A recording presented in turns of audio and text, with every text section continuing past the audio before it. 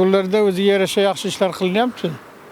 Shu hokimiyat tomonidan, obodonlashtirish tomonidan shu yo'ldagi tirbandliklarga ko'proq e'tibor berilyapti. Yo'llarni ta'mir remont qilish, ularga o'xshagan hamma narsani guvohi bo'lyapmiz.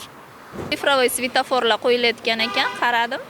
Bu yana ham yaxshi, haydovchilarni yana ham diqqatliroq bo'lishga, haydaganda yo'l qoidalariga amal qilishga ko'proq chaqiradi. Yaxshi foyda beradi deb o'ylayman. Shunaqa oddiy bekat bo'lsa yaxshi bo'ladi, chunki baribir etga mashinalar to'xtaydi, narsa olaman deydi, suv ichaman deydi. To'xtagandan keyin avtobuslarga xalaqit beradi, yo'lovchilarni avtobusga chiqishiga xalaqit beradi.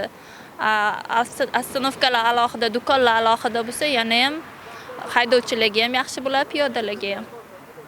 To'g'ri qildi mana bularni chiqarib, konduktorni olib tashlab. Ha? Ilgari mana buning yarim pulini konduktor bilan shopir urishardi. Hozir mana prямо davlatga tushyapti. Metroda ham shunday qilyapti.